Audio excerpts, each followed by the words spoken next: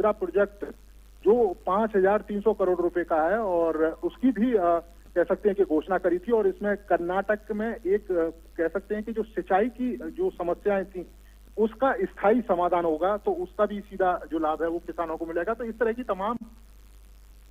और ये देखिए नीरज, ये तस्वीरें आई हैं जो दिखा रही हैं प्रधानमंत्री नरेंद्र मोदी मेट्रो में बैठे हुए हैं, सफर कर रहे हैं, और उनके साथ कई कर्मचारी बैठे हैं, कई अलग अलग कुछ यात्री हैं, कुछ कर्मचारी भी हैं, और उनसे बहुत ही सहजता से प्रधानमंत्री नरेंद्र मोदी जिस तरह से बात कर रहे हैं, आप देखिए, बहुत खूबसूरत तस्वीरें। देखिए बिल्कुल खूबसूरत है। और सिर्फ आप यही नहीं, आपने देखा भी होगा कि जब जिस समय काशी विश्वनाथ मंदिर का कॉरिडोर बना था, आपने देखा होगा कि जिन कर्मचारियों ने उस मंदिर में मेहनत करी थी, उन मंदिर में ईंटें उठाई थी, प्रधानमंत्री ने उनके साथ मुलाकात करी थी, उनके साथ उनके जो अनुभव हैं वो साझा किए थे। आपने देखा होगा कि जिस तरीके से दिल्ली के अंदर भी जो नई पार्लियामेंट बन रही है, वहां पर भी जो मजदूर लोग काम कर रहे हैं, उनके साथ प्रधानमंत्री ने इंटरेक्ट किया था। उनके साथ भी जो फोटो अपॉर्चुनिटी है वो उन लोगों को मिली थी। और अब प्रधानमंत्री आम लोगों के साथ बीच में बैठकर उनके अनुभव साझा कर रहे हैं और उसे जानने की कोशिश भी करते हैं, क्योंकि आपने देखा होगा कि प्रधानमंत्री पीपल टू पीपल जो कनेक्ट है उसमें सीधा भरोसा करते हैं और आम जनता से सीधे रूबरू होते हैं, आम जनता से खुद पूछते हैं कि जो ट्रेन शुरू की गई है वो कैसी है, आने वाले समय में किस तरह का बेंगलुरु देखना चाहते हैं और किस किस तरह की समस्याएं जिनको दूर किया जा सकता है। तो ये जो जानकारी है वो सीधे ही प्रधानमंत्री आम लोगों से हासिल करते हैं और उसी का प्रतिफल होता है कि जब योजनाएं बनाई जाती हैं प्रधानमंत्री के द्वारा, केंद्र सरकार के द्वारा, तो आम लोगों की सुविधा, छोटी छोटी बातें, उन सब का ध्यान रखा जाता है। और उसमें एक बड़ी भूमिका यही है कि जो तस्वीर आपको दिखाई दे रही है शैला, कि आम लोगों के साथ ही प्रधानमंत्री ट्रैवल कर रहे हैं और अनुभव उनसे साझा कर रहे हैं। ये अपने आप में बहुत बड़ी बात है कि यदि अपने बीच आम जन अपने देश के प्रधानमंत्री को पाता है और वो भी बिल्कुल आम अंदाज में, बिना किसी लाग लपेट के उनसे बात कर रहे हैं, इस तरह से बात कर रहे हैं कि वो असहज भी नहीं हो रहे हैं, तो ये अपने आप में बड़ा खूबसूरत है। यही उनको जनप्रिय बनाता है।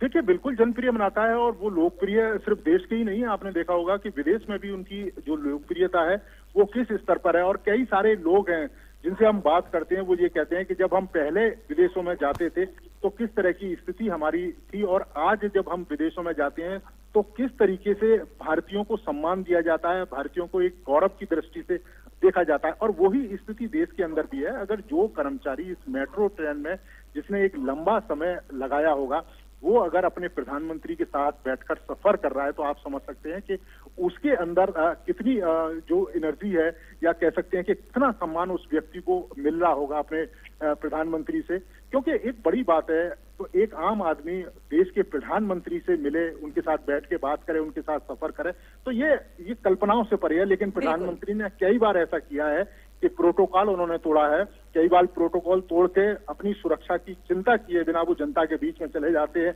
उनसे सीधे रूबरू होते हैं। और यहाँ पर भी ऐसा कोई प्रोटोकॉल नहीं था, ऐसा कोई कार्यक्रम नहीं था कि प्रधानमंत्री को किसी के साथ सफर करना है, लेकिन यहाँ प्रधानमंत्री पहुंचे और वो आमजन जिनके साथ, जिन्होंने यहाँ पर मेट्रो में काम किया था, उन्हीं के साथ उन्होंने अपने सफर की शुरुआत की व्हाइट फील्ड से, जब वो मेट्रो में सवार हुए। चला। और ये मेट्रो भी देखें नीरज, काफी शानदार, काफी अच्छी मेट्रो लग रही है। अगर इसकी खूबियों की बात करें तो क्या क्या फीचर्स इसमें मौजूद हैं? फ्यूल की बात करें तो जिस तरह से आपने कहा था कि अक्षय ऊर्जा से भी ये ट्रेन संचालित होगी, क्या क्या इसकी खूबियां हैं, अगर आप हमारे दर्शकों को बताएं। देखिए बिल्कुल, मैं सबसे पहले बताऊं, जैसा मैं जिक्र भी कर रहा था कि रीजनरेटिव ब्रेकिंग सिस्टम इसमें लगाया गया। अब वो होता क्या है कि जब भी ट्रेन चलेगी और जब भी उस ट्रेन में ब्रेक लगेगी, कई बार होता है कि ब्रेक लगाने में एनर्जी का वेस्ट होता है, लेकिन इसमें इस तकनीक का प्रयोग किया गया है कि जब ब्रेक लगेगी तो एनर्जी जनरेट होगी। जब वो एनर्जी जनरेट होगी तो उस एनर्जी का जो प्रयोग है वो मेट्रो के संचालन में, या कहें कि मेट्रो स्टेशन है उनके संचालन में उसका प्रयोग किया जाएगा।